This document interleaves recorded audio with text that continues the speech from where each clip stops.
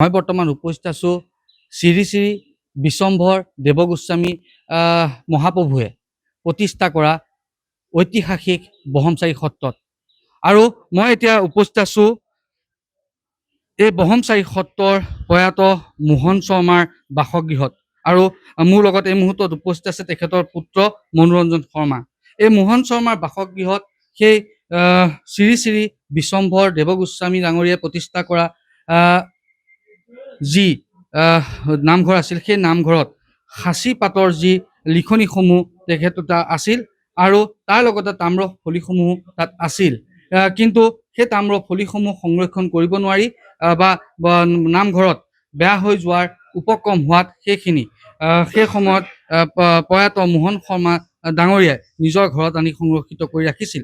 তেখেতৰ এটা সপোন আছিল, তেখেতে এটা মিউজিয়াম কৰিয়ে সাঁচি পাতৰ যি লিখনিসমূহ আছে বা তাম্ৰ পত্ৰসমূহ আছে, সেই পত্ৰসমূহ সেই মিউজিয়ামত ৰখাৰ যি ব্যৱস্থা কৰিছিল তেখেত আগবাঢ়িছিল। কিন্তু তেখেতৰ যি সপোন হৈ ৰ'ল, কিয়নো আজি পৰ্যন্ত তেখেতে বনোৱা যি মিউজিয়াম কাৰ্যক্ষম হৈ নুঠিল। তেখেতৰ পুত্ৰ মোৰ লগত আছে এই মুহূৰ্তত, তেখেতৰ পৰা কিছু কথা জানিবলৈ চেষ্টা কৰিম।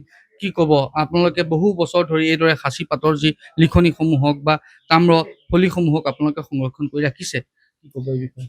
মই এটাই ক'ব বিচাৰোঁ, এই পুৰণি কীৰ্তিচিহ্নসমূহ ধ্বংস নহওক, ভৱিষ্যতে আমাৰ পিছৰ প্ৰজন্মই যাতে এই বস্তুবিলাক চাবলৈ পায়, পঢ়িবলৈ পায়। আৰু তাৰ কাৰণে আমি এই নামঘৰৰ পৰা এই পুথি পাঁজিখিনি আনি নষ্ট হৈ যোৱা উপক্ৰম ঘটাৰ পিছতো আমি কলাক্ষেত্ৰৰ লগত যোগাযোগ কৰি সেই পুথিসমূহ দৰৱ পাতি দি কেনেকৈ নষ্ট নহয় তাৰ ব্যৱস্থা কৰিছোঁ। আৰু এই পুথি পাঁজিসমূহ সত্ৰত থোৱাৰ কোনো ঠাই নোহোৱাৰ বাবে আমি ঘৰতে সংৰক্ষণ কৰি ৰাখিছোঁ। মোৰ দেউতাৰ দিনৰ পৰা, দেউতাৰ পিছত দেউতা স্বৰ্গগামী হোৱাৰ পিছত মই সংৰক্ষণ কৰি ৰাখিছোঁ। গতিকে চৰকাৰক অনুৰোধ কৰিম, এই পুথি পাঁজিসমূহ যাতে ভৱিষ্যতে আমাৰ পিছৰ প্ৰজন্মই এই পুথি পাঁজিসমূহ চাবলৈ পায়, দেখিবলৈ পায়, এই কীৰ্তিচিহ্নসমূহ থাকি যায়, তাৰ কাৰণে সুব্যৱস্থা কৰিবৰ কাৰণে মই চৰকাৰক অনুৰোধ কৰিছোঁ। এটি যাতে সুৰক্ষিতভাৱে ৰাখিবলৈ প্ৰজা দিয়ে, তাৰ বাবে মই চৰকাৰক অনুৰোধ জনালোঁ। কিমান চনৰ পৰা এই পুথি পাঁজিসমূহ আপুনি এইদৰে সংৰক্ষণ কৰি ৰাখিছে? এই পুথি পাঁজিসমূহ কিমান চনৰটো আমি ক'ব নোৱাৰিম, কিন্তু আমাৰ নামঘৰ মণিকূটটো আছিলে খেৰৰ। সেই খেৰৰ মণিকূটটো যেতিয়া ধ্বংস হৈ গৈছিলে, ফুটা হৈছিলে, বৰষুণ পৰিবলৈ লৈছিলে, তাৰপিছত ৰাইজে তাক ভাঙি নতুনকৈ বনোৱাৰ এটা প্ৰচেষ্টা চলাইছিলে। সেই সময়তে 1992 চনতে আমি এই পুথি পাঁজিসমূহ আনি আমাৰ ঘৰত ৰাখিছিলোঁ। কাৰ দিনত আচলতে এই পুথি পাঁজিসমূহ আপোনাৰ বহমচাৰী সত্ৰলৈ আহিছিল? এইটো লক্ষীসিংহ স্বৰ্গদেৱ দিনতে এই পুথিসমূহ আছে বুলি আমি জানিছোঁ। তাৰো যদি আগৰ আমি বিশেষ নাজানিম, কিন্তু এই সত্ৰখনৰ মাটি লক্ষীসিংহ স্বৰ্গদেৱে দান কৰি থৈ গৈছিলে সত্ৰখনৰ কাৰণে। সেই তেতিয়াৰ পৰাই এই সত্ৰখন প্ৰতিষ্ঠা হয়। ইয়াৰ আগত আমনি গাঁও নামে ঠাইত আছিলে, তেখেতে ঘূৰি পকি আহি তাতে ভকত লৈ নাম কীৰ্তন চলাই ধৰ্ম প্ৰচাৰ কৰি আছিলে। তাৰপিছত এই এইটো কি কয়, আহোম ৰজাৰ দিনতে এই সত্ৰখন পতা হয়।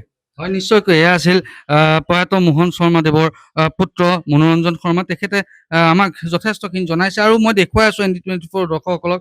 এয়া আছে সাঁচি পাতৰ যিসমূহ লিখনি, তাত আচলতে কি সন্নিৱিষ্ট হৈ আছে? গুৰুচৰিত, ভাগৱত পুৰাণ, ৰামায়ণ, মন্ত্ৰপুথি, ভাগৱত পুৰাণ, নাটক, পূজাবিধি আজি সকলোবিলাক এই যি সাঁচি পাতৰ যিসমূহ লিখনি সেই ইয়াত সন্নিৱিষ্ট হৈ আছে, ইয়াত লিখা হৈছে। লগতে এখন তাম্ৰফলিও ইয়াত দেখিবলৈ পোৱা গৈছে। আৰু এয়া আছিল চামুগুৰিৰ শ্ৰী শ্ৰী ব্ৰহ্মচাৰী সত্ৰৰ প্ৰয়াত মোহন শৰ্মা আৰু তেখেতৰ পুত্ৰ মনোৰঞ্জন শৰ্মাৰ গৃহ।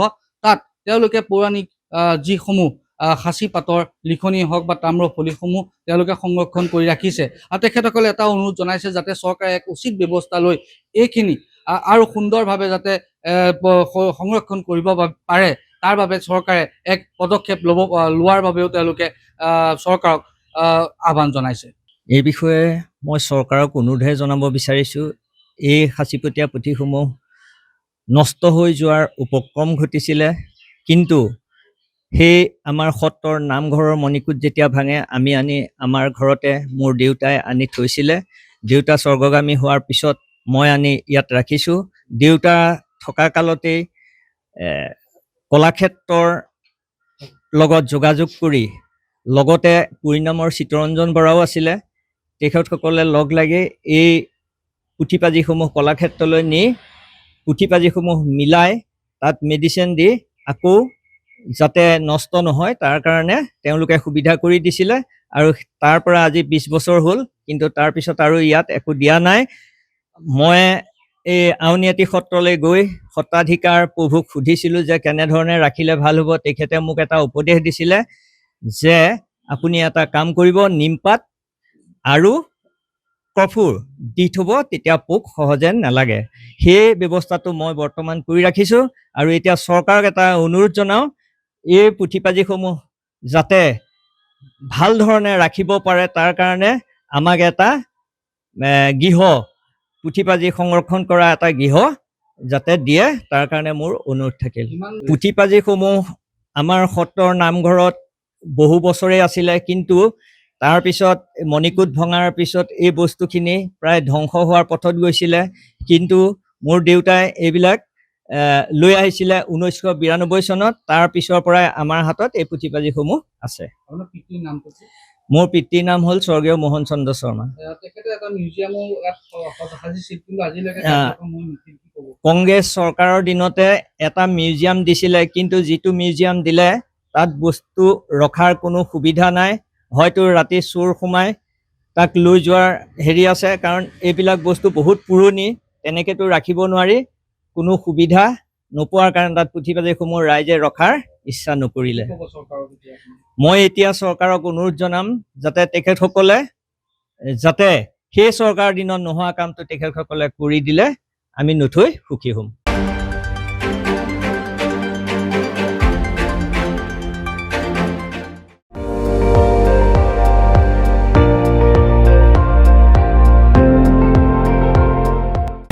আপুনি চাই আছে ND24, সৰ্বশ্ৰেষ্ঠ নহয় সৰ্বোত্তমৰ দৌৰত।